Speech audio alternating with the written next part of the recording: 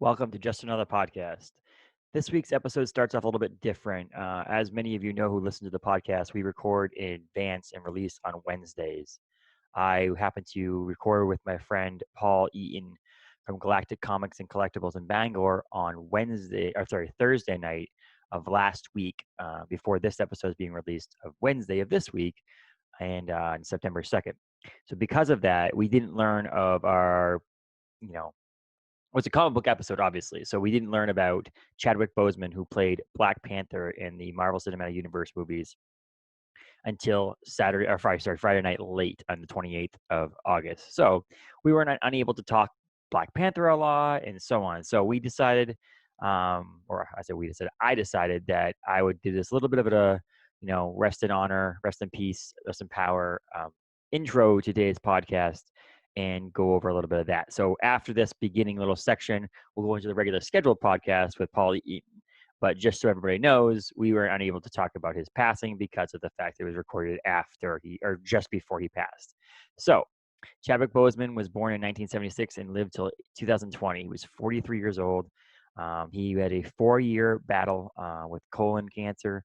It was a private battle. No one really knew in the media and the public eye that he was battling cancer, which is pretty unbelievable since he filmed many movies, including Captain America Civil War, Black Panther, Avengers Infinity War, and Avengers Endgame, all while battling colon cancer. Unbelievable feat. He's also known for his starring roles in other movies, including being Jackie Robinson in the movie 42, which, as we learned in the memorial from Marvel, actually basically put him into the role as Black Panther. They saw his unbelievable performance in that movie and decided to put him in, give him a second look at being the Black Panther, T'Challa in Marvel Cinematic Universe. He was also set to be the voice of Black Panther slash Star-Lord in the quote-unquote What If series. It was an animated series that's coming out in 2021 on Disney+. I don't know anything about whether or not he filmed any voices or did anything he was supposed to do with that, but it will be released at some point, and I don't know how they're going to handle that. I know that he also filmed a movie that was coming out on Netflix that will be debut on Netflix after his death. Obviously, we'll still put out. So his role as Black Panther really changed the game a little bit for Marvel. They put out a movie in a February release, which is not typically known to do unbelievable movie ticket sales, and it blew everything out of the water. I believe it made over $1 billion for one single movie. He just captured the role, was unbelievable in the role, and did an amazing job. He got introduced, obviously, in Marvel's Captain America Civil War prior to Black Panther, but then he also reprised the roles in Avengers Endgame and Infinity War as well. He kicked ass as being Black Panther. It was a very sad moment finding out this man had passed away, Chadwick Boseman, and he will be very, very, very, very, very missed in the world as a person. Around everything, but also he will be missed as Black Panther in the Marvel Cinematic Universe. So this is a comic book episode coming up following my messages here with Paul Eaton. So I just thought I'd focus on his being a comic book character. We will miss you a ton. Your unbelievable acting, the way to bring your roles to life on the movie screen and in the small screen when this What If comes out. We are very, very, very happy as a comic book world that you were Black Panther. You did an unbelievable job. You will be missed. Rest in peace, rest in power, rest in honor, Chadwick Boseman. Wakanda forever. Thank you.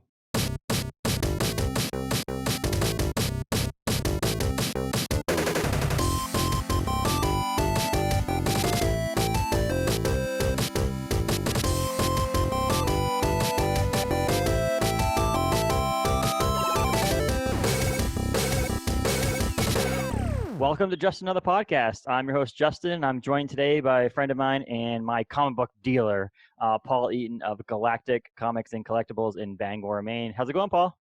Good. How's it going, Justin? I'm doing wonderful. Just got out of my day job, and you just got out of your day job. And That's right. Now we're recording and see if we get some comic book talk done. Nothing like it. I'm still getting notifications on my phone from our wedding app. I'm like, the wedding's over. We're done. We don't need to do this anymore. But how was today? I mean, yesterday seemed like it was pretty busy in there. Yeah, yesterday was very busy. I mean, Wednesdays usually are. Thursdays are traditionally my slowest day, but we still had a really, really great Thursday tonight. A lot of the vintage toys. I mean, I just got in a new lot of Transformers, and as soon as new vintage toys come in, that's everybody wants to come see them. So I think that definitely helps. It's funny too because I think about it. When I go to like Jeff's over at Top Shelf, it's like he only deals with comic books. I mean, he does coins, but I'm saying like he doesn't have your collectibles, your pop vinyls. He doesn't have all those kind of things. So it would make sense that he would be dead slow other than New Comic Book Day. But I guess you do have that other things that you can draw in. You can almost like, yeah, we have new Pokemon cards or new Transformer collectibles or whatever that people can come in on a different day other than Wednesday.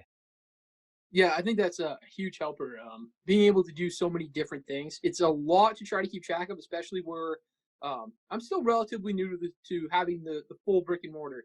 Um, but it's so great to be able to draw the people. Though I had a collector tonight that's specifically a Funko collector, and they came to Bangor just because they know that they can come here and find different Funko Pops and find stuff on the shelf that's well taken care of and everything is fresh. It's not coming through the big box stuff and getting all damaged. So having that other avenue is terrific, and it's fun to talk to different collectors about different things. Yeah, I mean, it's there because it is a big thing. As you can see, a bunch behind me. I'm a huge comic book fan, but like I do collect pops, but I'm also the kind of guy who collects pops because I want to have them and display them.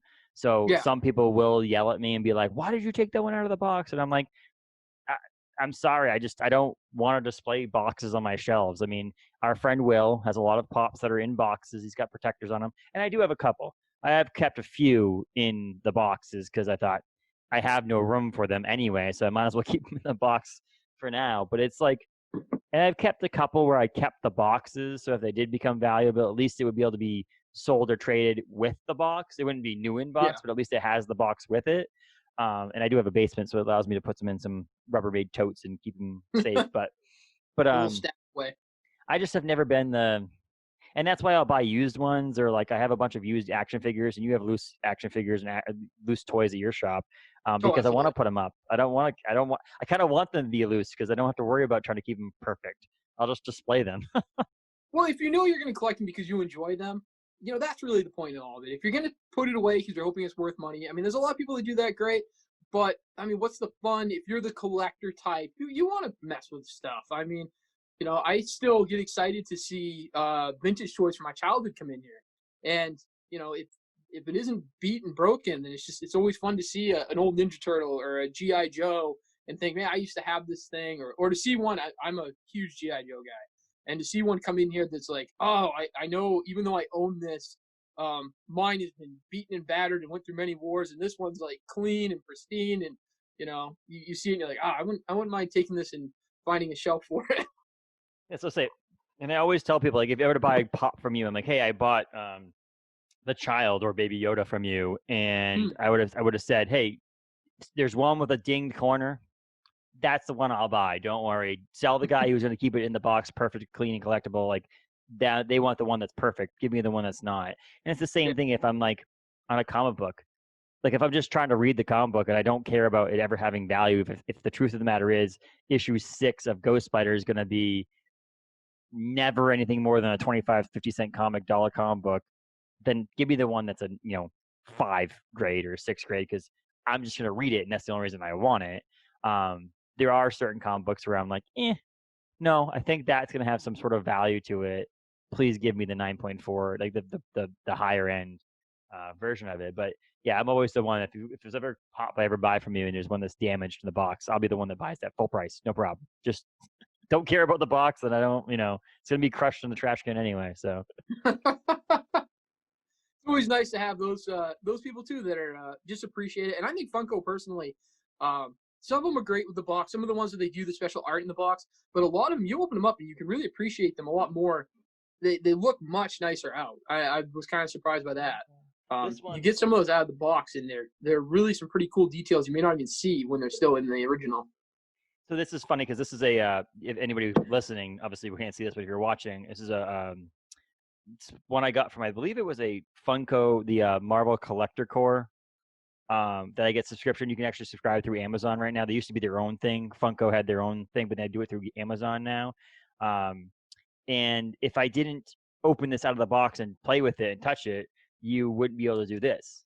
You know what I mean? Oh, It has the nice. button so you can turn on Mysterio and his hands light up and his head lights up and so on, which is pretty cool. So if it was in the box, then obviously you wouldn't get to experience the full. It is a display piece, but it's a toy. I mean, let's be honest. No, at the end of the day, and then it's funny. So I'm Galactic Comics and Collectibles, Mm-hmm. and when I first started, especially back before we were storefront, everything was collectible. You know, I thought when it came in, I'm thinking, all right, who's the collector that's going to appreciate this? What am I looking at? What's its overall value, its age? Oh, newer stuff, you know, maybe not so interested. Um, and the more being here, and of course being in the storefront, we get a lot more stuff coming in, and I sort of at the end of the day forgot that these are all toys, right? And finally, when you're all done, they're toys. And I had a lot come in, and I bought it because I was interested in a few things in it, and I had the rest of this box. And I'm staring at it. I'm like, what am I gonna do with all this? Like, you know, this Superman is used and it's not especially important. This isn't great either. And one of my friends was in, and she's like, "Oh, my son is gonna love coming in to see these, and you know he'll be so excited to buy these." And I was like, "Crap, these are toys. Like, you know, I don't have to sell these to another 35-year-old guy who wants to take them home, put them on the shelf." And now we sort of become a local toy store to the kids in the neighborhood, and I love it. They come in and they find stuff and they appreciate it. And you know, the lower end, the Batman Returns Batman that, you know, as a collector, 90% of people could care less about. Mm. But the kid sees it, it's Batman, and I can buy it for $3. Awesome. He has his cape, he has a gun, and he's ecstatic. And it's almost like I forgot that. And now I can really appreciate that side of it too. Because I remember being a kid and finding a toy that you loved in a store and being excited to take it home. So now I can see that, and it's awesome. I love it. And it goes the same way with comic books, though, too. I mean, think about it. Like, I have comic books that are behind me and stuff like that are worth $50, $60, $100 a comic book that are, Oh, yeah. cover price 50 cents and so on. But like, there are also comic books that are worth nothing. I mean, there is Lots. there was a 90% when the comics books were created years ago, they were created for you to read it and throw away. And Yeah, that's yeah. why some They of were them are trash so cans. expensive. Why Amazing Fantasy 15, the first appearance of Spider-Man, is so valuable is because everybody read it and threw it away. It was not a comic book for you to keep and hold on to and save and protect. Why a lot of the newer comic books are not worth as much is because they make so many of them as a And variant collector item. and But when you make everybody so keeps many, it. I mean, we all save them and we bag and board them immediately and so on. So there are some. I mean, I have Mortal Hulk #2, first appearance of Dr. Fry. $100 comic book every day. Like, someone will pay $100 for that comic book, if not more. Oh, yeah. Paid $4 for it. But there is those first appearances that are going to be worth a lot. But other comic books, I had when Marvel did their reboot, when I was just getting back into comic books back in the 2016. When was the reboot? But you talking like Marvel Now era or post Marvel No, Now? after that, it was the one that now I can't even think about it. The I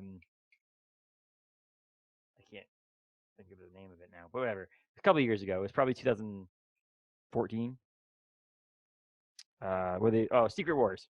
Right after Oh, Secret yeah, yeah. Wars, they did the Yep. reboot, and all these #1s came out. And I was living in Massachusetts, and Newbury Comics came up with a half price off all Marvel titles. Like, every Marvel comic book in Newbury Comics was $2.50, $2, whatever. So to me, I'm like, I'm used to spending $4 on $5 on a comic book, so I'm like, I'll buy two. Yeah. Right? This is a great Right. investment, right? Right. I'll put away all these #1s. So I had all these #1s thinking that maybe they won't do this again. And now there's #1. You know this. I mean, anybody in the Oh, comic book industry, there's all the time. very few comic books that I bought. I mean, I picked up my comic books last night from Paul, and how many of those comic books were 7s, 10s, Oh, yeah. 3s, 4s? Because there's like, oh, we're X Factor #1 again. And like, the number of, I mean, I have Amazing Spider-Man, 47 or 48 right now. So there is Yep. ones that are getting there. Immortal Hulk's at 36 or 37 right now. So there is ones that are getting longer and older. But most of them are, I mean, they reset them again. All the X-Men are #1 again. And all that. So Yep. #1s don't mean as much as first appearances or random Certainly. callbacks but so I looked at it and I was like, all these #1s that were the second issue that I kept. And I was like, you know what? My friend Brian, who owns Unrest Coffee in Hamden, I was like, his son's getting into comic books. I don't have any kids right now, so I'm like, I would like to, spoil someone. And so I went through and grabbed 75 comic books out of my issues, like just random issues. The number ones from 2014 that I know aren't never going to be worth anything. Right, right. I have some accidental when I wasn't keeping track of comic books as much duplicates because I didn't realize I'd already bought issue 16 and I had issue 16. And so I just gave him a box or bag, like a Hannaford to go bag, the paper bag with 75 comic books in it. It's gold to him. Oh yeah. Those comic books are not worth, the whole allotment is not worth $75 because of less than $1 a comic book probably. But I was like, these kids are gonna love these and cherish these and keep them and read them and do everything with them. It means Yep. more to them. So the same thing you mentioned with toys, we're in a kids industry. Let's be honest. I love comic books. This room looks like a kid's room. I've got comic book stuff all over the place. We're adults and able to coolly like love it, but in the same sense, let's be honest, these are kids' things. It's not Right. And it's funny how I was talking to a customer the other day that was in here, and I remember as a kid, I had my comic budget, right? I mean, I used to go to the comic book store. I was down at Wizard's Den. That was my exciting thing to go. With my uncle, once a week or so, we'd head down, and I had to learn how to budget your money, and I had it, and all of a sudden, comics went up in price. We were up to $1.25. Like, oh man, what title am I gonna drop? Or what am I? I gotta bring bottles back here and try to make up the difference.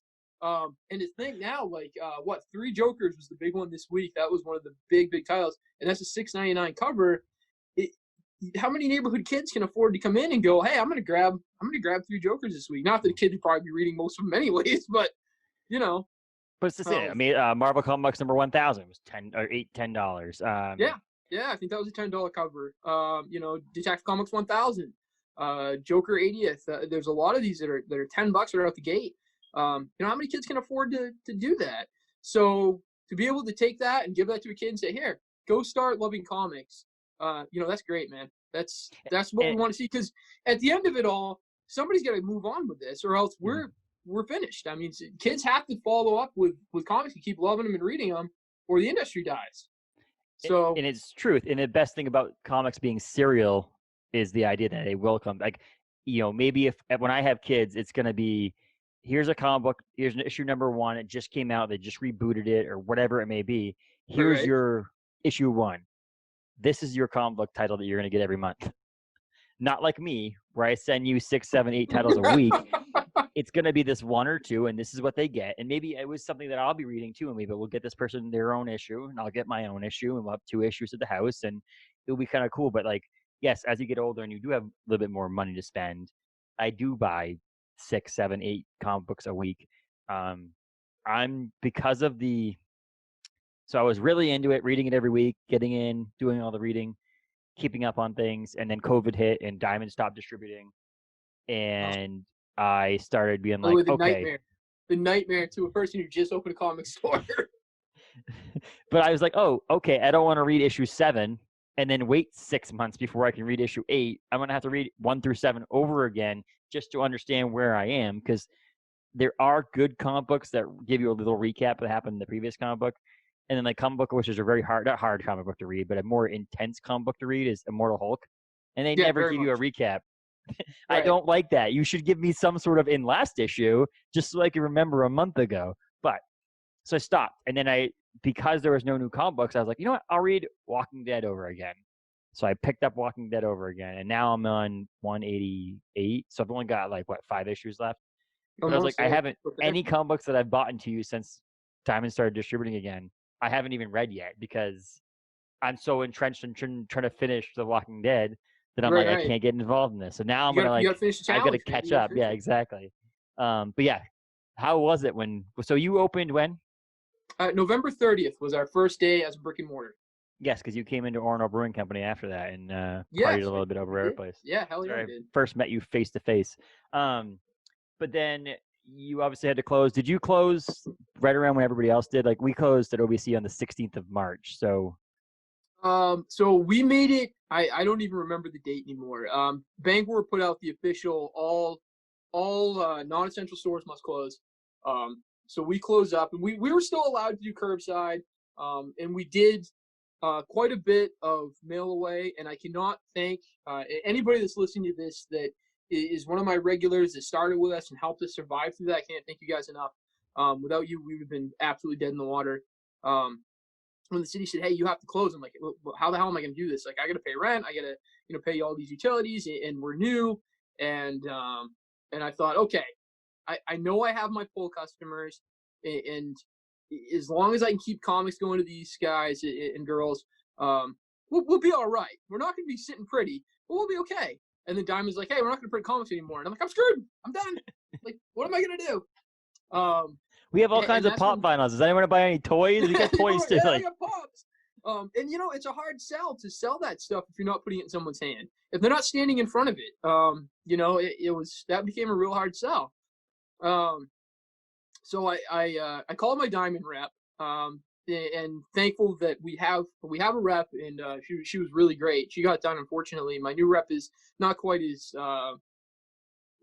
easy to talk to, but she was like, "Look, here's the deal." She's like, "This is what I'll tell you to do. We have literally up to 10,000 copies of every trade that we are currently showing. Sell trades. If you can sell trades, sell trades." So I put out like a Hail Mary. "Hey, everybody, here's what's up. Maybe you want to pick up a trade you haven't read before. Maybe you want to try a new series or get something that you thought about. Now's the time to do it. Everyone's stuck at home. Support your LCS and pick up a trade." And I thank you to all of my customers who came at me week after week with, "I want to try Spawn. Hey, don't forget about this one. Hey, I've decided to move into the indie stuff." And we were putting trades out of here. I had trade orders like unbelievable. In fact, my rep called me and said, "How are things going?" And I said, "Great. Why?" And she was like, "Because that's not the answer I'm hearing from every other store." And I said, "Well, this isn't paying my mortgage, so it helps. This is my second job. So I'm sure people that have to worry about paying their mortgage are a lot worse off than we are. But my customers stepped up and supported us, and we moved trade backs like they were going out of style. So that really got us through the COVID era, and we did all right. We did okay through it all. and so just so everybody else knows too, Paul opened in November, but I moved back to Bangor in 2016 from Massachusetts, as some of you know. When I came back to Bangor, the only place to buy comic books in the Bangor area, greater Bangor area, basically was, I would say, your competitor, but I don't like in the beer industry, we don't like competitor. The other store in the area, which is Top Shelf You're a big Comics guy. in downtown Bangor. Jeff's been Yep. here for years. He's been doing a great job in keeping us comic book fans in our fandom. And so I was like, one of those things that you're with your loyal person for a long time. You like, I can't just not show up 1 week. I feel like if a couple of weeks I don't go get my comic books, I'm gonna get police knocking on my door, being like, "Justin, are you okay?" Jeff down at the freaking comic book store says you haven't been in a week. So I messaged Paul here on Facebook and was like, "Hey man, I'm thinking about getting some comic books this week." And so I started slowly adding more titles to the idea of me going. So honestly, as it is right now, I'm going to 2 comic book shops, one in the morning, one at night, to kind of still keep my business spread across. Keep your foot in the door there. Which what it is that if anybody's a local person in Bangor area getting comic books, because Paul is new, and this is nothing against Paul, it's the fact that he is new, that he doesn't have thousands and thousands and thousands and thousands of back titles. Like, back issues galore. Paul can get you anything new. If you want a new comic book, you can go get new comic books. But if you're looking for Spawn number 77, very likely that he may have it. But it's possibilities. But there's like likelihood if you go to call Top Shelf over there and be like, "Hey, can I get Spawn 77?" He's got 3 copies of it.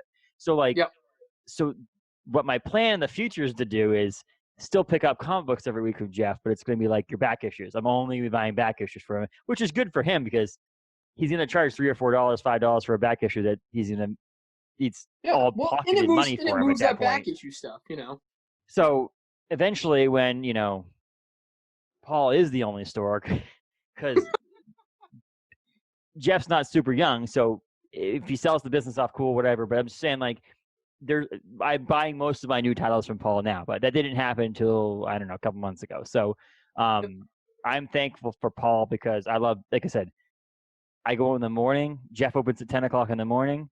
I'm on my way into Orono Brewing Company around 10 o'clock, so I swing in there, pick a few titles up that are on my pull list, grab a few back issues, put in my car, and I put in my back, learn the lesson the first time, put them in my backpack, and bring them into work. Because in a hot summer day or a cold winter Good. day, it's not good if it's been like a. Not good. So then I go inside to work, do the work, and I'm out at 8ish, and I get in the car and I drive to Hammond Street, and I go to Galactic and I pick the rest of my issues up, and I go home and sort them out, and I still have a pile I have to go through and organize them and all that stuff. But it's cool because Paul's open at night because he does work a day job. So Paul works somewhere else during the day, and then Wednesday, Thursday, Friday, 5 to 9.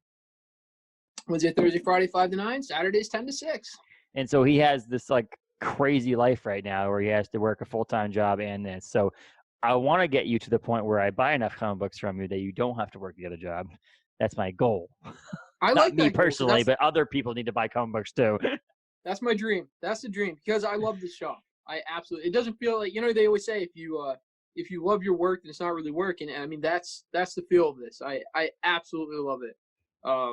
I'm excited every day to come in. I'm excited Wednesdays to open, and I'm hoping to be able to make this the full-time job. And right now, if things keep going like they are, we're talking. My wife and I have kind of some plans, and we're talking. So we'll see. How about we go into business together? We'll make the only comic book bar in the area. I love it. I love it. I don't know how we'd figure this out, but we'd have to do something where we'd have to figure out like something digital. So like you can buy the comic book, but then you like if you like have iPads that you can read the comic books on or something so that the beer and the comic books weren't together. Yeah, don't touch anything. But like you could go at night and be like, "Hey, hon, I'm just going to pick up my comic books. Get a pint, buy your comic books, get your mug, and then there we go. We'll do the first comic book bar, and we'll have memorabilia on the walls and people playing board games. And oh wait, we're not trying to steal business from Josh, are we? I mean, oops, sorry. No, but you know what? All right, so here's one of my ideas. This is my the dream thing, right? So the back half of our building right now, there's no one in it. Mm-hmm. So we level that, we expand out, and that becomes the Galactic Brewing, Orono Brewing Company, and Galactic Arcade, and we get all of your cool vintage arcade cabinets in here. All the cool like the pop stuff, you know what I mean? TMNT, the stuff everybody come in and play together that is still related to what we have. And you have a beer or two, you grab some comics, you play some arcade games. So what we need to do is, my thought in the past was with bars and breweries and all this stuff was to have a bar before that was attached to the laundromat on one side. Yeah. And on the other side was a hair salon. But I think what you could do now is a bar in the middle. Then on one side is the hair salon, and the other side is the comic book shop. So us can go. I mean, I'm not trying to be sexist here, but the majority of comic book readers right now are males, and I'm not trying to. There are plenty of women that read comic books. There's nothing against women. We have a lot. We have a lot of women who read comics. A lot of them. There is, but my point is that the husband and wife. Usually, the husband is the one that's in the comic books. This is an antiquated thought. But on one side is the comic book store, on the other side is the hair salon. So the wife's getting their hair done. The husband's over on the comic book store. And then in the middle afterwards, you meet up for a beer. And that's my I will long-term deal. So back in the day, thank God for Jeff and his locations, because I've been a comic fan since I was little. And next to Jeff's is Valentine Footwear. Mm-hmm. So my wife went in to go look at all of the boots, and I got to try these on. I think I'm gonna look at these, and I'm like, I'm going to the comic store because I'm good. I'm gonna be next door. So good on Top Shelf location for that one, because I was in there buying comics, going, nope, I'm not gonna sit around here. I'm out. Bad for his location. When I lived above where Portland Pie Company is now, it used to be Verve. I literally lived in the apartment above that, the entrance to there. So I'd walk out my back door, and on my way to my car, I could see the comics sign on his store, and I'm like, God damn it. It's Friday, and I bought my comics Monday, or Wednesday. I mean, maybe he has something. I'll walk. I was buying way too many comics because I didn't live above the comic book store, but I basically lived above the comic book store. You were right there. Mm-hmm. Yep. So you work full time. You can say where you work full time. Doesn't matter to me. I don't care if you want to. No, so my full time gig, I am the general manager for Advanced Auto Parts. I run the machine shop. So I spend all day dealing with auto parts and heavy machinery equipment, stuff like that all day, and managing that, managing the team that runs it, and then I come here afterwards. Um, I I mean, am do you think you're the only person that deals with auto parts and comic books in the same day? Like, pretty let's be honest. Most of us pretty comic damn book close, fans yeah. are not very good with auto mechanic No, pretty damn parts. close. Well, and here's it for anyone listening, and I can't imagine that any of my auto part guys are on here, but cat out of the bag, I'm not a car guy. Not a car guy. I drive a minivan. Okay, I don't care. I mean, I drive a Ford Focus ST, but I'm not really a car guy either. I have questions. I message my friend who is a car guy. So it's like, Right. it doesn't matter what you do. None of us need to be experts in everything. Let's be honest. I got lucky. Really, I started the job at the entry level. I was a delivery driver. It's what you can start as, and I did it as a full time job to get out of the job I was at, and I figured I was going to move on to something else. And I'm kind of lucky in the fact that at least before my last concussion, I can really like go right back to anything. Instant memory on it, and I got by on that. If I worked on a vehicle once with a customer, the next guy that came in, 2 years later, it says, "Hey, my Dodge Ram pickup is acting up, and I don't know what's the matter with it, and my headlights are flashing." I'm like, "Yeah, you need this resistor right here," and I go to the shelf, pick it up, put it on it. There you go. And it was funny because I still to this day will occasionally run into the problem where I can do all of that, but if someone says, "Hey, how the hell do you put this thing in?" I'm like, "Let me find you somebody who knows," because me and tools don't combine. Um, But I mean, I'm like but that in my industry. I'm a general manager or a brewing company, and it's like if someone goes, "So this, that, and the other thing," and I'm like, "Yes, I can answer that question. We use a 60-barrel tank." Da, da, da. But if they're like, "Oh, and what do you do with this?" I'm like, "Hey, Forrest in our brewery, who's like super smart on all that stuff." I'm like, yeah, "Come over here. This person has a question for you." So we're not required. I mean, both being general managers, there's things that we're going to be good at, but there's other things we need to pull in. That's the reason why we are in the position we're in. It's because we right. know when to ask for When to help phone for a other things. friend. Hell yeah. But at the end of the day, I don't have a whole lot of satisfaction to it because I'm not a car guy. I can't sit there and talk about it and enjoy it. And my dream was always to love my job, and there's always two things I love: hockey and comic books. I made it as far as a goaltender as I would ever make it. And I'll tell you what, it wasn't NHL. It wasn't going to pay my mortgage playing hockey. So too many concussions and injuries later, it was time to hang up the skates and hang up the pads. And I said, all right, what's the other thing I love has always been comic books. And, why not try this? And I ran it past my wife, and I built this entire store off a single short box of comic books. This does not owe my family anything at the end of the day. And there's um, no acquired debt to the store. Everything has been built from ground one straight up, and I can be really thankful for my job as a general manager for all of the years I've been doing that, because the way that company functions is that you are the store owner. Your four walls, and you better be able to handle all of running a small business. So I learned all that and have all the experience in how to be successful with it, and I could turn that around and just, if you're selling something, you're selling something at the end of the day. Um, so I could turn that around to sell something I love, and I can sit here and do it all night and talk about comic books. And this is really like the dream thing, is to be able to come in every night and talk about action figures and comic books and all the things that make me happy. And it's just, at the end of the day, sure, it's like it's kid stuff. It's stuff that's fun. It's stuff we enjoy. And at the auto parts store, no one ever wants to buy what they're buying, right? No, Because your car broke down. I was broke going down, to go yeah. to the comic store. I was going to buy comics. Now I can buy brake pads. And And nothing gets. And again, you're not like you said. Most of your coworkers are probably not going to listen to this. But the idea is nothing against advanced auto parts. But someone who does know about cars and is just upgrading their cars is likely not running quickly to advanced auto parts to buy a quick part. They're probably doing research and buying it online or buying it somewhere for some sort of performance thing. There are people that do that. yeah, But my point is, like, you deal with people who are trying to fix something more than they're trying to upgrade something. Most likely. yeah. Well, and I run a commercial store. So I'm So dealing mostly with garages that have something on a lift and somebody needs to get somewhere and the vehicle's broken down. And I'm sort of thankful for that too, because I don't deal with a lot of the walk-in traffic. There are people that are maybe more interested in this. And hey, I'm gonna I'm gonna pull this 305 out, drop a 350 in my Chevy. Great, man. I don't care. Sorry, but I don't. You know, versus I can come in here and spend all night talking about this stuff, and I love it. So, yeah, at the end of the day, this is the hope and dream is to come here every night and all day long and do So, I this. mean, two things. Well, and I don't like to do interviews on my podcast because I think the podcast, excuse me, an interview is kind of boring. But I just got married, right? You know that. Yep. Congratulations again. Sorry. Thank you. Thank you. I should have opened with that. No, but that's fine.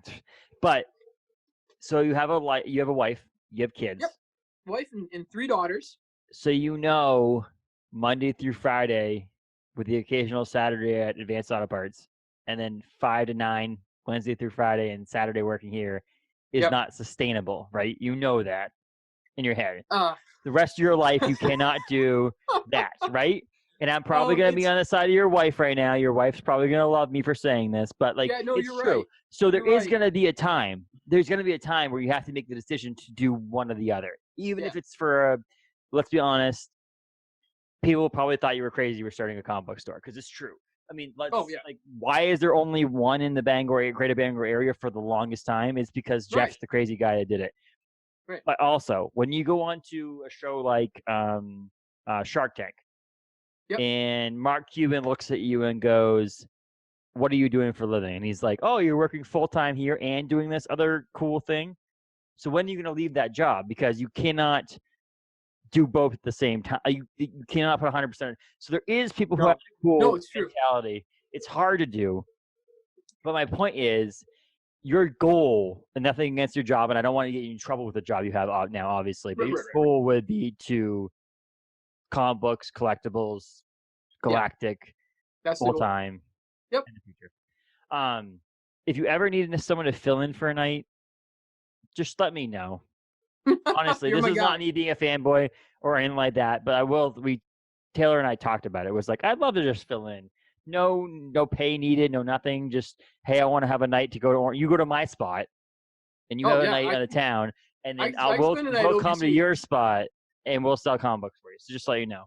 But so the long-term goal is, I mean, your thought is, if you can sell what you love over what you have to sell to make money, it's probably the best thing. I mean, I was in marketing for 13 years, 12 years, and I moved over. I was willing to get a flip phone with prepaid cell phone minutes. I was willing to get rid of internet and cable at home. I was ready to move into a studio apartment or rent a room from a house or a friend. Yep. My job where I am now. When I applied for the tasting room, it was a tasting room manager position at Orno Brewing Company back in 2017. When I applied for that position, I was working at Down East Toyota as a marketing director. I would have done anything to get into the beer industry, to sell beer, to work with beer for a living. I don't care. If they were going to pay me $12 an hour, I was going to do it. I don't care. I'd make my life work around $12 an hour. Right. I got the job and I got paid what I was making at the old spot where I was working. So it ended up working out in that end. And now I make way more than I was making at the other place. And now I'm a general manager. I'm running way more. I'm designing labels. So it ended up working out in my favor. But my point was, I got to do what I love to do. Right. I can't do everything that I love to do because I love craft beer. I love comic books. Again, if we could start a craft beer bar with comic books, I would do it. Likelihood of that happening is very rare. So for you to be able to do something you love, it's amazing. Like the fact that you were able to just at least do this, even if you were able to do it, 4 nights a week for the rest of your life, and do your day. I mean, even if you could do it, the problem is, I know after a fact, I wrote college sports, hockey, basketball. I wrote professional sports when I was living in Massachusetts. Every Friday and Saturday night, I was out of the house. Every Friday and Saturday night. I was in a relationship with my ex at the time, and it was not the best thing in the world because every Friday and Saturday night I worked Monday through Friday, and then I'd be out till 1 o'clock in the morning writing sports. Right. I mean, that's not the reason. There's many reasons why that didn't work out. But it's hard. No, I get it. But it's hard. So I understand it. So I can understand where you're at. Like there is part of the difference is your wife and your kids can come see you. When I was writing sports, it's not like all of a sudden I know my relationship can come in and sit at the Boston or the TD Garden with me and watch the Bruins with me. It's not. That's not going to happen. But So the long-term plan would be to have your own spot, right? Like, to do this as your like. That's the long term plan is to come here and this be my full time job. We be open regular, hours all day and in the evenings. Bring a team member in that could cover so that I could have some days off, addition to, and that's the big dream, right? Right now, yeah, I'm swinging 90 plus hours a week in work, and I've been doing it for a while now. Obviously, when we were an online store, when I was doing that, it was a lot less to grow. Um, the brick and mortar side became so much more because now I'm open 18 hours a week. And then on top of the 18 hours, you're doing orders, you're answering customers' questions, you're doing follow ups, you're doing promotion. You're recording podcasts. I'm recording podcasts. And thank God, by the way, Jordan, Ashley, Wayne, Jess, Megan, all of my friends that come in here and work for me and help me do shows and help me do anything that I ask. And my wife, Elizabeth, she does some background stuff. She helps me, plus she puts up with me and my shenanigans. So thank you so much to all of them. But the dream is to come in here, and it was funny how so Jess just started working in the store some and helping me out. We've been friends for I don't even know now. I don't even know, 15 years probably at least. And Jess actually remembers one night that Elizabeth and I and Jess and her husband Greg were all out to dinner, and I said my dream is to just love my job. I have a guy. He still works next door to Advance, fixing bikes and ATVs and snowmobiles all day long. He comes into my shop, and one of my machinists is big into all of that stuff. And he talks about it, and he goes home and he does it more at the house because he loves it. He can't get enough of it. And I sat there going, I am so envious of you because I want that. I want to just love my job so much and know that it's supporting everything I need, but I enjoy it. And now I'm able to do that. And I thank all of my friends for helping me be able to do this. And now it's a matter of the countdown. But it's hard to make that jump, right? I have a lot of friends that own small businesses, and a few of them that have made the jump in to say, this is what I'm going to do all the time. And they said, this is like the best day of my life was when I jumped and decided to do this all day for myself. But it's scary. It's not just me. I've got 4 more lives relying on this. I've got my 3 girls and my wife, and the mortgage and the vehicles. It's a lot. It's also I can't imagine no more stress was added with COVID hitting. Like the fact that like if you had decided to make the jump January 1st, February 1st, being like, hey, this is going great, you would have been, like, no offense, you would have been screwed, right? I mean, you would have been screwed. You would have been a serious problem. You would have been back at Advance being like, can I come back? Please take me.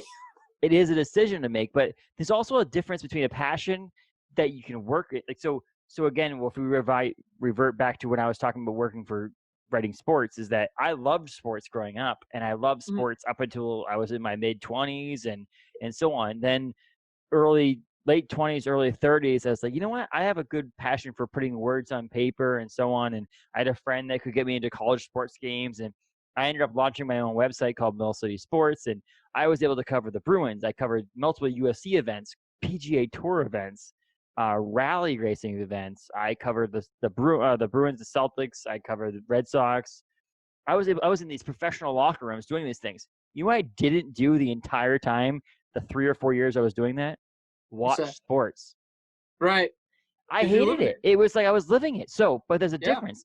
I feel like in the industry that I'm working with, I can come home and enjoy a craft beer or go to another brewery or do whatever because of the fact that I found the passion that I can work around that I won't lose love for. Right. And it sounds like you found the passion for something you could work in and not lose love for.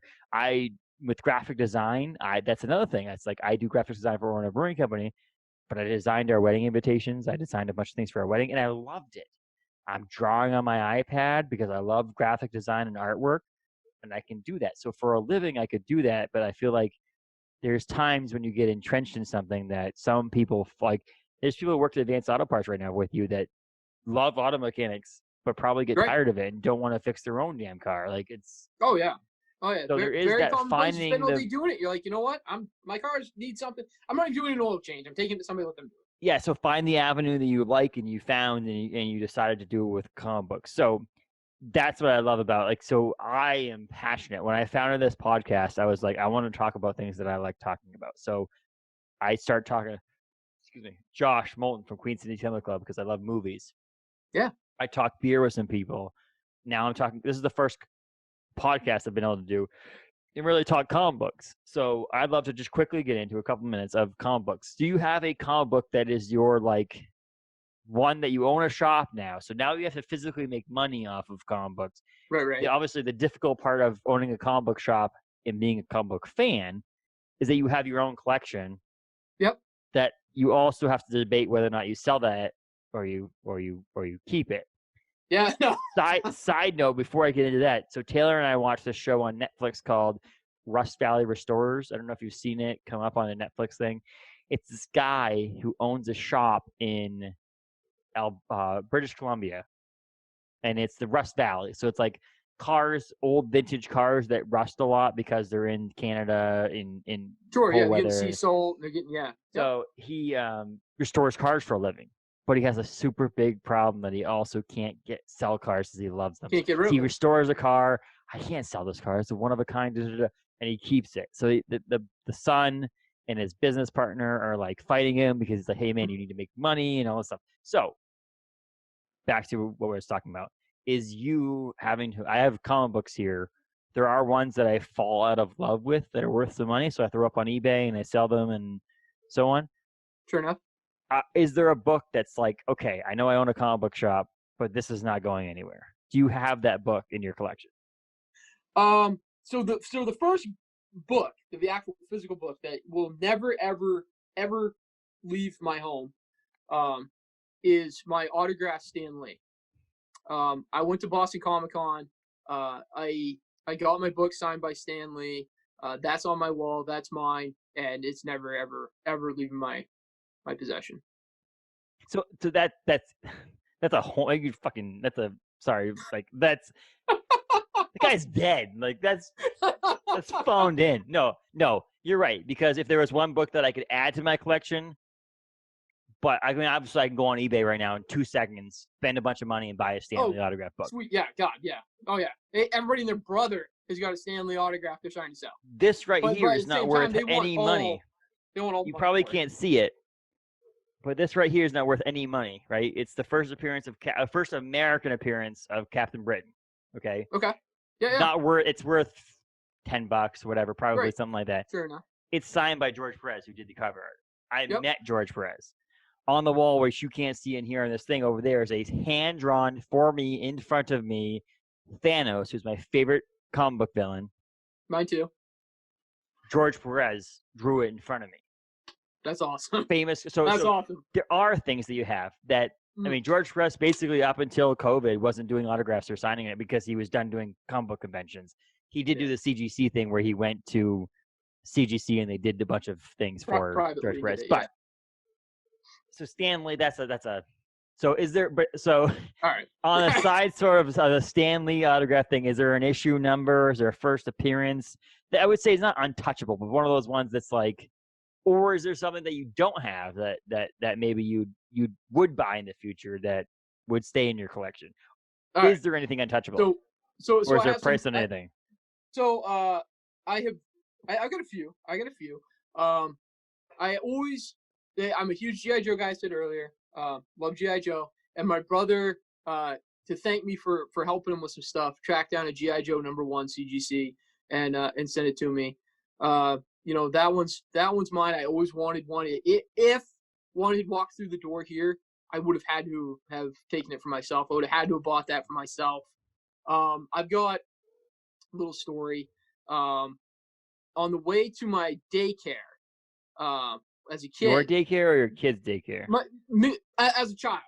Daycare as a child. Just want to make sure. Yeah, no. So I'm a little grasshopper bugger.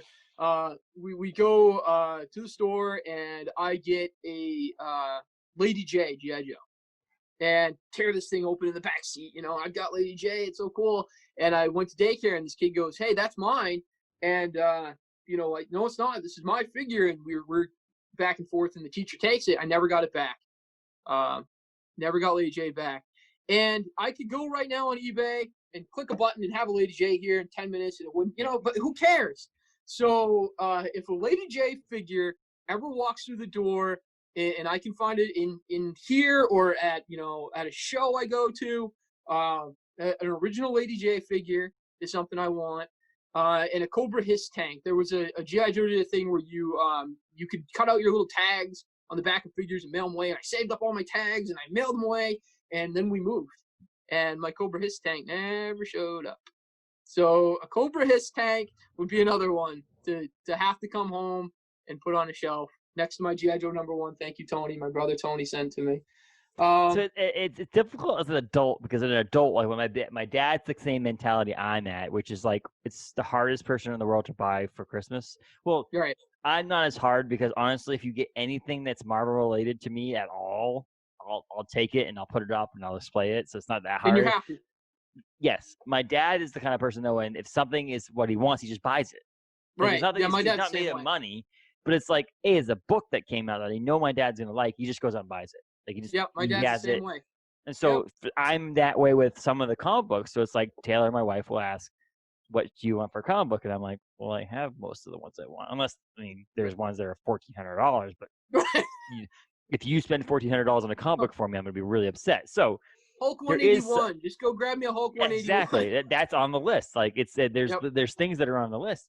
However, one thing that it's not really a comic book per se, but it's really the experience. If I could meet Todd McFarlane and have him sign Spawn #1 for me, that would be something that's like. I mean, and that's obtainable. That's obtainable. Yep. It is. I own 2 issues of Spawn #1. I own 2 issues of Spawn #1. So I could easily find a convention, go to it, get it signed from him. But it's almost like that kind of thing where it's like I want to ease into it. I found George Perez was at the Northeast Comic Con in Wilmington, Massachusetts. Okay, this hole-in-the-wall Massachusetts town. I walked up and I met for $40 personal drawn sketch. He signed any comic book that I had in front of me. Oh. And got a photo for $40. That's awesome. That's a legendary awesome. person. I have displayed right now. I didn't own at the time Infinity Gauntlet #1. I would have 100% had him sign that and all this stuff. Oh my God, but like meeting George Perez in person, getting an autograph and getting a photo from him, it's the experience over it. And that's why there's certain things about our buddies Jay and Will having to postpone Bangor Comic and Toy Con is that there's the experience that you don't get that's something's huge about Comic Cons that people will you're going to a Comic Con. It's an experience that no one else can.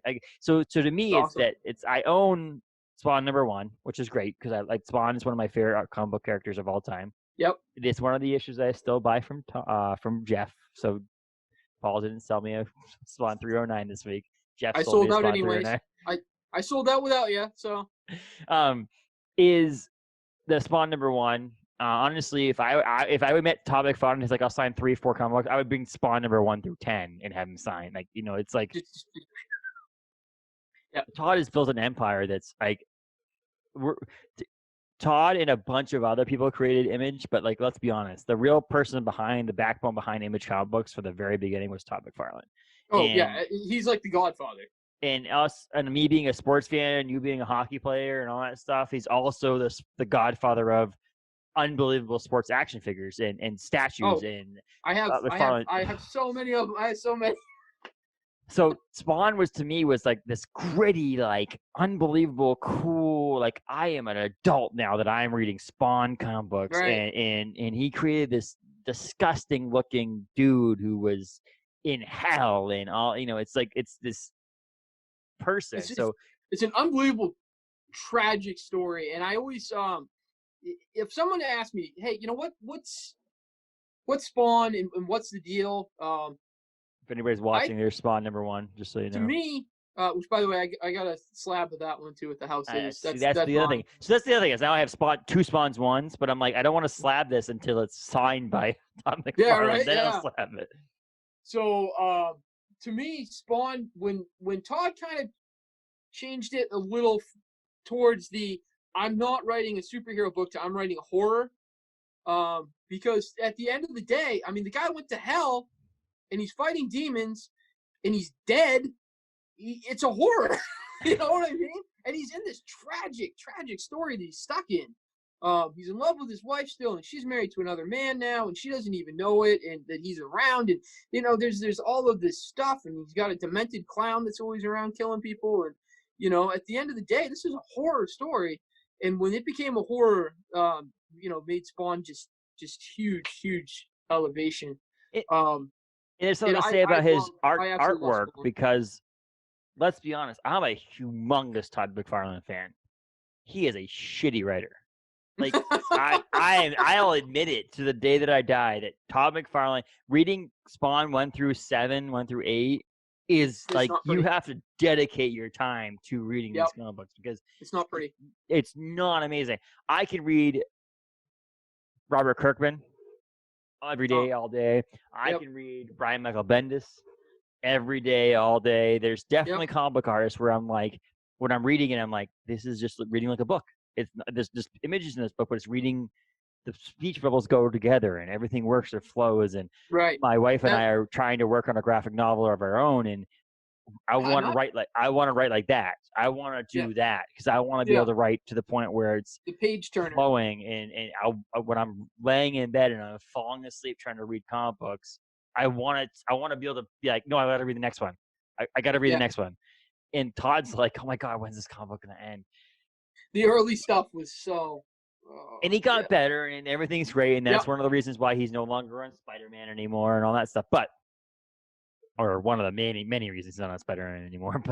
But something about his artwork and the way he drew anatomy, and the way he did Spawn, and the way that he stood up on top of a steeple, and the freaking cape wrapped around. What is cooler than that? What is cooler than the black background and the moon and him and the cape and.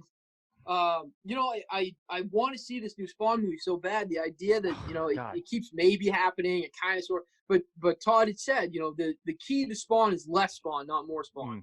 And the movie a lot of you talked about was that Spawn was in the shadows and the cloak you might see it, And I mean, at the end of the day, let's say you're a mugger or whatever in this New York alley, and you think you got your victim, and all of a sudden Spawn steps out of the shadows. Like, that's some scary shit. Like, that guy he's terrifying, I mean, and let's be honest. As the person that's reading this, that's what you want to see. You're like, this guy is going to get it. And, that's not what makes political at all, but, like, he also made a black character. The main character. The main character, Al Simmons, is black. And that's another thing. It's like, and then obviously not obviously, but his wife is black, and there's a lot of black characters. Yeah. And, again, when Spawn did that, when Todd created Spawn, it wasn't revolutionary because obviously black characters in comic books really well. But the idea that he stepped out as a step Canadian, a white Caucasian Canadian, to make a black main character, is so props to him for being ahead of the curve in a sense that he was able to create a character. And how many creators created a character, an African-American character that is mainstream, huge success. Spawn has got to be the top. There are some out there, and they're growing more. And you think of Miles Morales is incredible in Spider-Man. And there's plenty that are coming about now. But to think back in the 90s, to create an African-American character as your main character and have it become the largest and longest running independent comic of all time. Like, and if anybody doesn't know that, if you're listening to this and don't know comic books that well, this week, yesterday, we were recording this today. This actually will release on next Wednesday, but for sure. Really, yeah. So, 309 came out. Issue 309. We just talked at the beginning of this episode about issue number 1 and all that longevity stuff. Of comics. 309 comic books have come out with Spawn every month, basically. Yep. For many, many years, Spawn has come out, and it's been a continuous comic book. He's done offshoots. He's done different things. He's lost characters, lawsuits, all this stuff. Angela's. The best part is Spawn is on Image comic books, longest creator-owned comic book of all time, 309 issues. Angela now belongs to Marvel because of a long, long story that I don't want to get into. But which is a character from Spawn. But 309 comic books. He's now the longest running, independently owned or creator owned, should say, creator owned comic book of all time, and that happened with issue number 301 Yep. because it was Cerebus. I think so.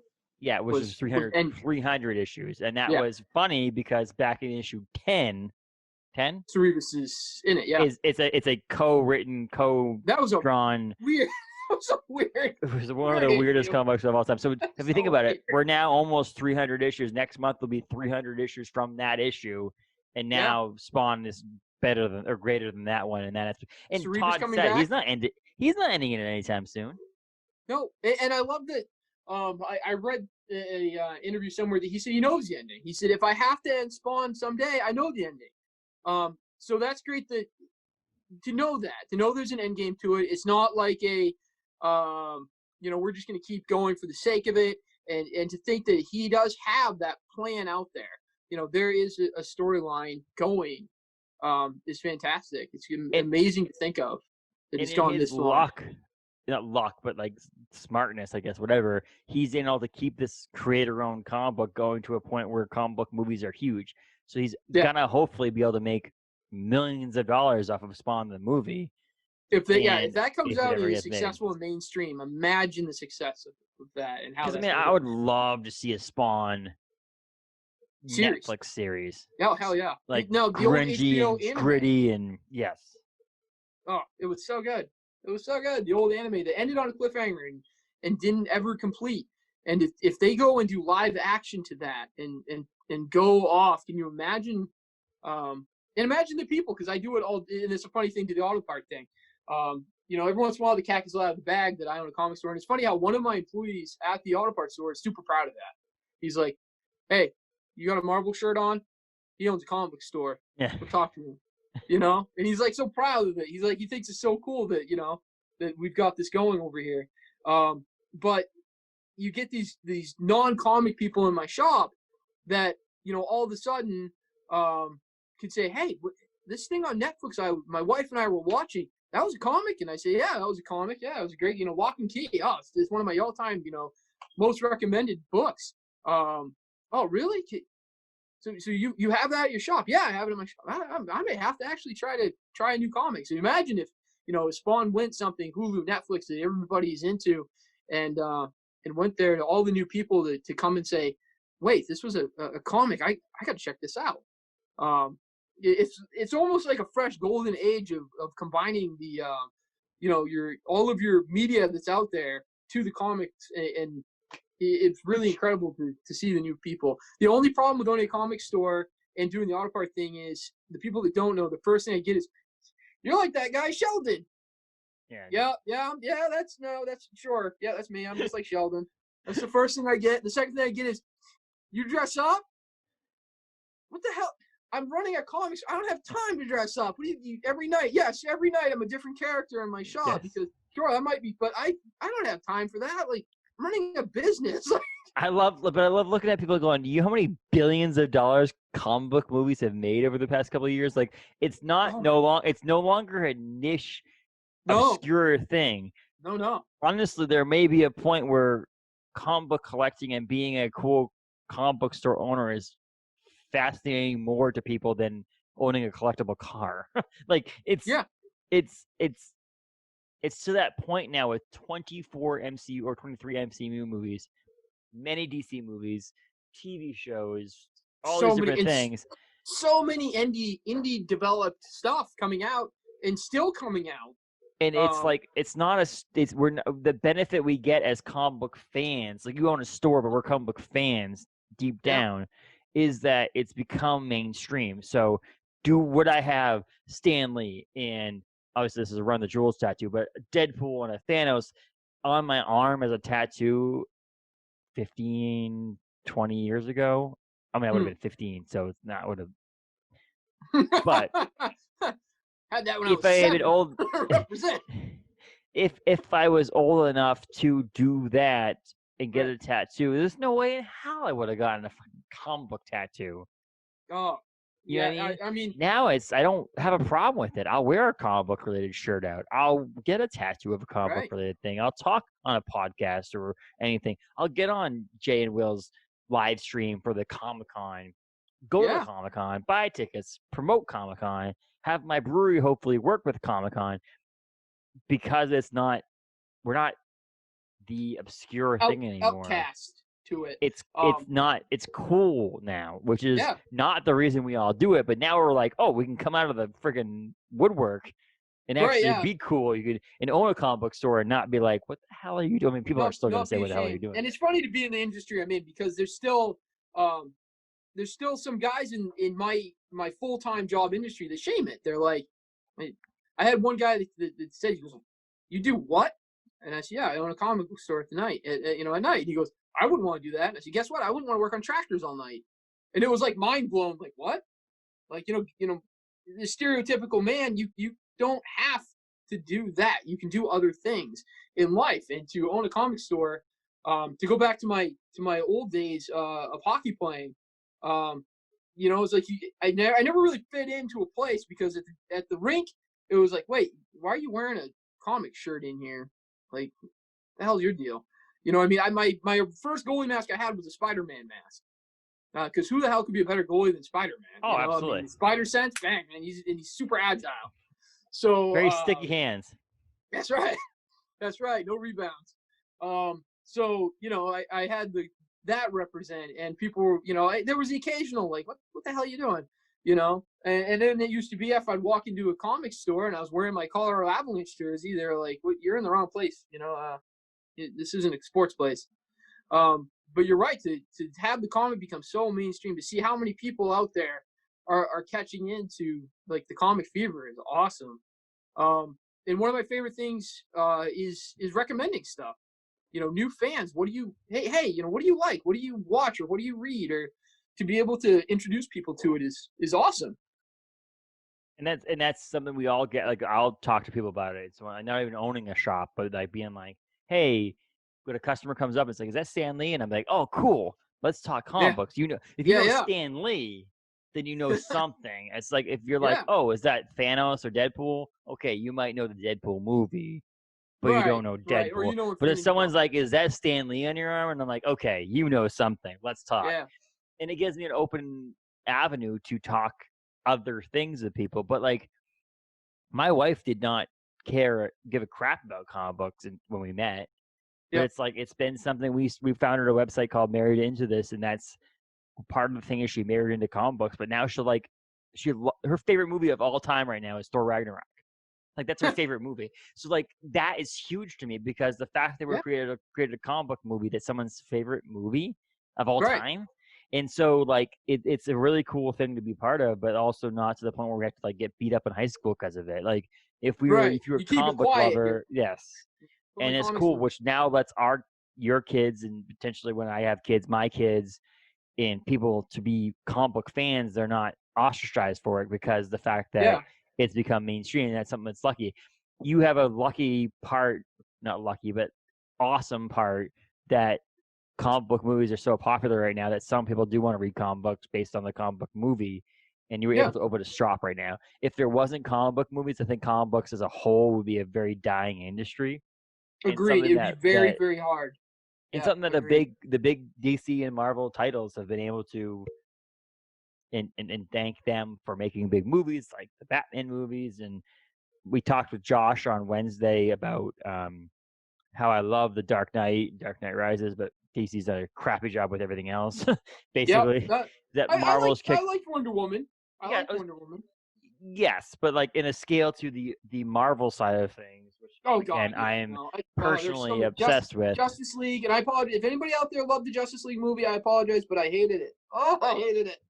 And You so know. like with me it's like Marvel Cinematic Universe has reinvigorated my sense of comic books, and that's why I love Mm. Marvel to death. But I don't have anybody to share it with kids wise, so I told you about the giving comic books to my buddy Brian's Yeah, kid. And I have that's a friend awesome. or a customer at Orno Brewing Company, Scott, and his wife Dana. They come in with their daughter Claire, and she's like in love with Spider-Gwen.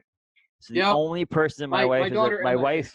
My wife is not afraid with me leaving her for anybody else but Spider-Gwen, which is obviously not possible. So Spider-Gwen is my female character that's been created by Marvel ever, and it wasn't even supposed to stick.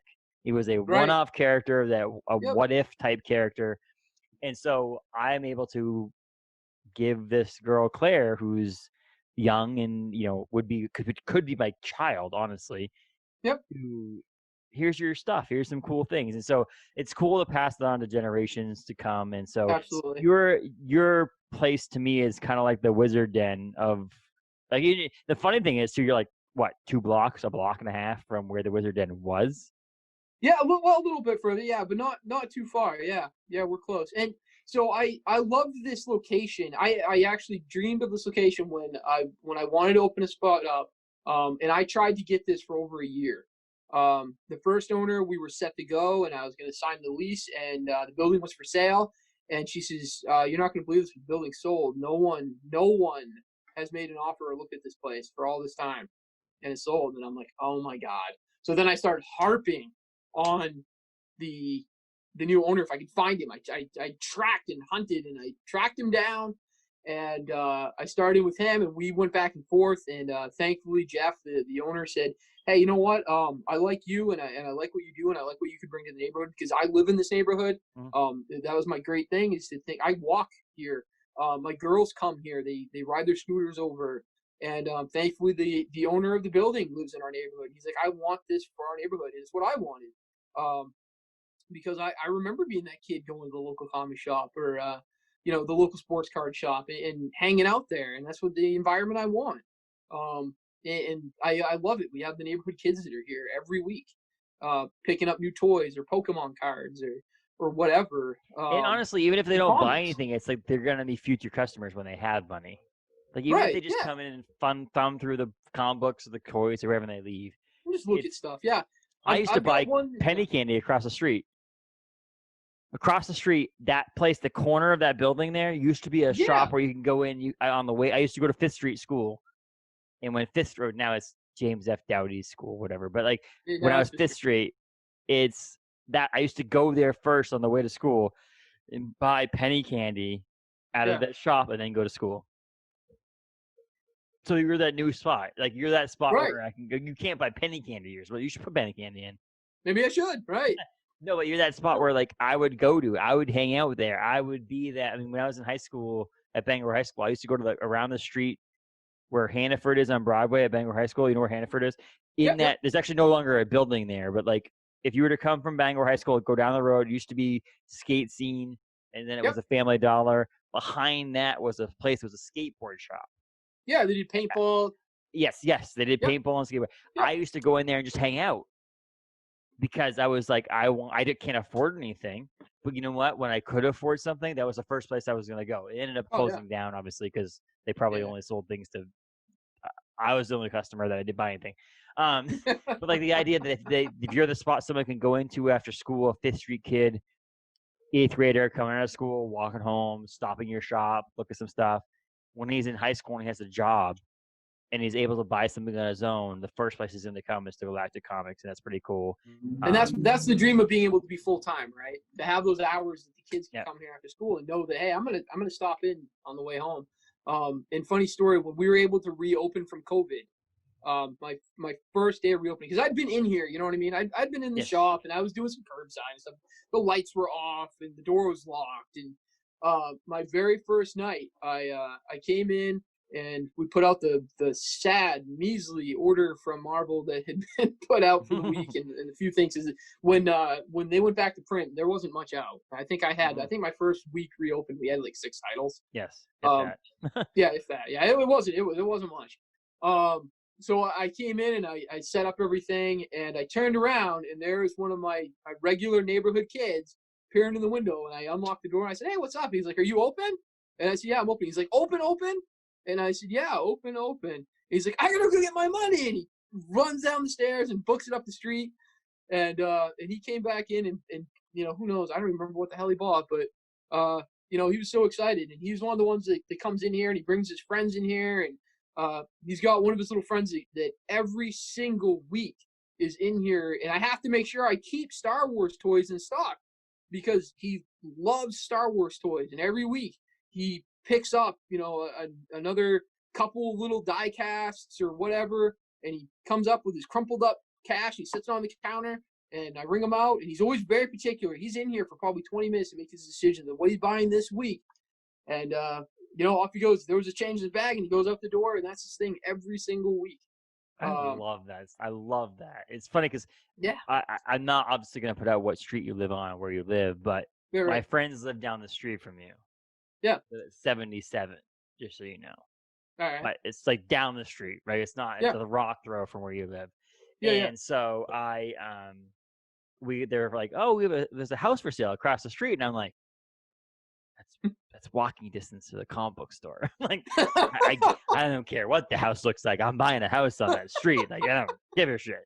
No, but it's good to see that because I did go. I babysat in high school, and I babysat in the summertime for a friend down the street. I live in Orrington now, and they live down the street in Orrington. Actually, I live close to where I used to grow up, or not used to grow up, where I grew up.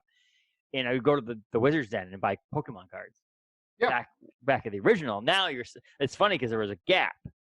10 years ago, you were selling a Pokemon card, you wouldn't make any money off of them. Oh, you hard pressed to ever find someone one of them. But I used to buy Pokemon cards, and I wish now, to this point, thinking about it, I still had those Pokemon cards because they probably would be worth something, but I don't. And the Wizard's Den was that spot for me where I'd pop in there and I'd get my cards, and I'd be so excited. And I never had a dime. The end of that week of me making all that money babysitting for the entire week, I had no money left. I bought all Pokemon cards with it. Yep. And so, like, it's nice to see that you have that neighborhood kids in the future and all that stuff. But obviously, the 35-year-old, 34-year-old man like myself is where you're going to make your money. And hopefully, over time, you'll make some money off of us. But I'm so happy, and I'm happy to call you a friend now because you're doing something you love and you're caring about it. And you're obviously in the industry that I wish I had the balls to, like, do as well. I don't have any. If I was a comic book fan my entire life, there was some gaps in there where I didn't want to do comic books. That I wish I could open a store too. But like that's what I said. If you ever needed someone to come in and just fill in for a night, we have to do some planning. But plan ahead and just say, hey, I'm gonna go on a brewing company for tonight. You come to our spot, and that'll work because I would 100% do it. 100%. All right, I'll add you to my list here of trainees. I got to put it. And I know I'm a quick learner. I know register stuff is so simple, not an issue. I could probably answer a good portion of questions anybody had. There might be some questions that I wouldn't know and have to blame it on the fact that I don't own the place. No, right. Yeah. The manager will be in later. But so I'm pretty happy. I'm so excited. Like I said, I don't want to talk for the rest of the night. We could talk forever. But I feel like, Paul, I mentioned it to you. Obviously, you have a shit ton going on. But I'd love to do like once every couple of months, get on and do a poll list kind of comic talking thing. Oh yeah. We can do it on a random Thursday where you're like 8:30 to 9 kind of thing where you're already supposed to be working. We'll figure it out. Oh yeah. I think it'll be fun to do something. We could totally do, do once a month or do every other week, and I love it. I can get on here because I'm like I can talk comic books all freaking night long. So. And the funny thing about it is, like we talked about it last night. I was at a shop last night. For some odd reason, Spawn 309 has been hot. It's the return of what medieval Spawn. Is that what it is? It's the return. The Gunslinger is in Spawn, it. And Gunslinger's on the cover. And so there's one of the variants. He sold 20 copies. It doesn't make any sense, but. Yeah. So my point is that'd be kind of fun to do every couple of weeks, every month.